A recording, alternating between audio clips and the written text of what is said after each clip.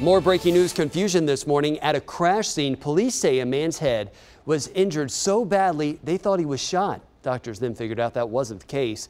News Channel 5's Blake Rosnowski is live in East Nashville right now. Blake, now the crash team there, they have to investigate. We see the car behind you. Yeah, that's right. I'm going to step right out of the way because of that, because we might not get a chance to get a look at this vehicle for the rest of the morning because it will likely clear. You can see just how smashed up the front end of this white Kia is. This happened all the way back at about 3:20 this morning. That's when we're told a witness saw this Kia traveling at a relatively high rate of speed down here on Main Street near 7th Street, heading away from downtown in those outbound lanes when they veered off and slammed into a sign out in front of the Ace Cash Express. That's right across the street from Greco Street Food. And when the police got here, they were originally called out for that crash. But when they got here, they, like you said, Adam, they saw that this person's head was so badly injured, it actually appeared that there was a gunshot wound. They also had a gun in the vehicle, so when he was transported, they did think that was a gunshot wound. However, when he did get to the hospital, they did confirm that that was not the case. That was just an injury as a result of the crash. He is considered to be facing life-threatening injuries this morning. Also inside the vehicle was a beer can. It's unclear whether or not that was a fresh beer can or something that had been in the vehicle, but they are continuing to investigate all of that this morning. For now, live in East Nashville, Blake Rosnowski, News Channel 5. And now the Chattanooga school bus driver behind the wheel during that crash that killed 6 children is arrested in Nashville. And News Channel 5's Dan Kennedy live at the Metro booking office in downtown Nashville. Dan, bring us up to speed on what's happening in this case.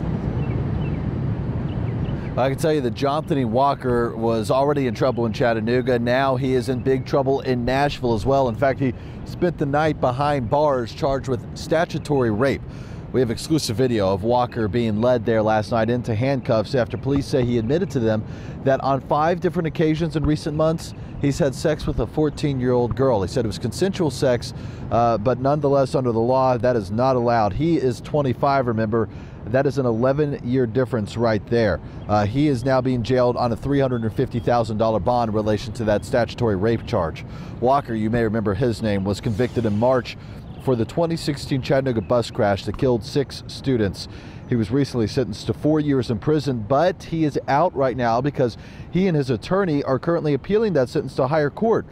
And he's on house arrest essentially while all that's going on. In fact, he was just in Chattanooga earlier this week for a court hearing Monday, and I'm told he's been wearing a GPS ankle monitoring device in the amount of time that he was out on bond and apparently spending some time in Nashville. Amy and Adam, back to you.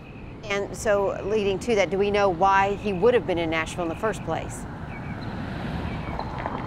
Yeah, that's a good question.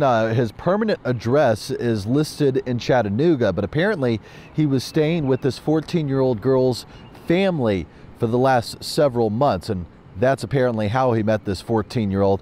But Amy and Adam, a big question we have today for prosecutors and for attorneys involved in all this is whether he was violating conditions of that agreement when he was spending time in Nashville.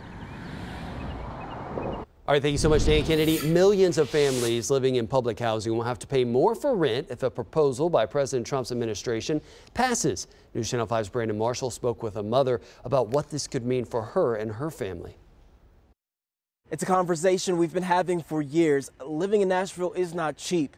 And for people living in affordable housing like the Cumberland View apartments, this proposal would raise their rents by hundreds. Housing Secretary Ben Carson says his latest proposal to raise rents would mean a path towards self-sufficiency for millions of low-income households by pushing more people to find work. For Angela Wesson and her 3 children, it could mean homelessness. The proposal looks to raise residents' rent from 30% of their income to 35%. Tennesseans would see about a 24% increase in their rent, which is about $840 more. This is something else that I have to figure out. This is going to be something else that every family is going to have to figure out. Whether they're a single mom, they're a single dad, they're going to have to figure that out. Of course, Congress must approve this proposal. Weston says she's been living here for 7 years and is thankful that the Metropolitan Development and Housing Agency offers classes to help her one day own her future home. In North Nashville, Brandon Marshall, News Channel 5. Brandon, thank you. We're keeping a close eye on an upcoming ruling surrounding Centoya Brown, whose life sentence for killing a man when she was 16 could be considered unconstitutional. The U.S. Supreme Court ruled against life sentences for juveniles 6 years ago, but attorneys for the state say that ruling does not apply to Brown's case, citing parts of Tennessee law that suggest she could be eligible for release after 51 years. The three-judge panel noted it was a complicated case and indicated they may ask the Tennessee Supreme Court to clarify Brown's sentencing. A former sheriff's office employee is charged with misconduct. The Tennessee Bureau of Investigation says Monroe County Captain Austin Byram Jr. was responsible for sexual contact with an inmate and introducing contraband into the jail. It happened back in August of 2016 in Sweetwater. There's an urgent search in Columbia this morning for a man accused of trying to kill at least 3 people. Police say 19-year-old Keontrez Troop fired a gun at least 3 people Wednesday. This is on East 7th Street. The vehicle right there was damaged, but thankfully no one was hurt. If you know where Troop may be, please call Columbia Police. And Clarksville Police also need your help, this time finding this missing 16-year-old. Her name is Alyssa Petrino. She's not been seen or heard from by family members since May 28th. She's 5'3" tall. She was last seen in blue jean shorts and a red, white, and blue striped top. Take a look at the photo of Alyssa, and if you have seen her, please contact Clarksville Police.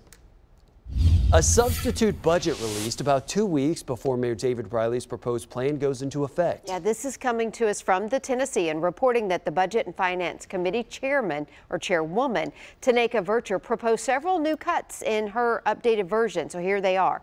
The most cuts target incentives for the music and entertainment industry, the mayor's office staff, the city's subsidy for Bridgestone Arena, and Metro's youth development program. The cuts would provide an additional $2 million, more funding for Metro Public Schools than the proposed plan. But like Briley's budget, Mayor David Briley's budget, it would not add any pay increase to city workers, which was promised last year. No property tax increase is listed in the proposal, and the substitute bill will be presented to the Budget and Finance Committee on Monday. After years of TN-ready testing troubles, the Tennessee Department of Education is working to make improvements to it. Education Commissioner Dr. Candace McQueen announced a few changes on Thursday, including an amendment to the current contract with Questar, whose own problems, including a company hack, have affected students' ability to take these tests. Still, after all the troubles schools have had with online testing, McQueen says students and teachers prefer it. The state will continue to transition to internet assessments.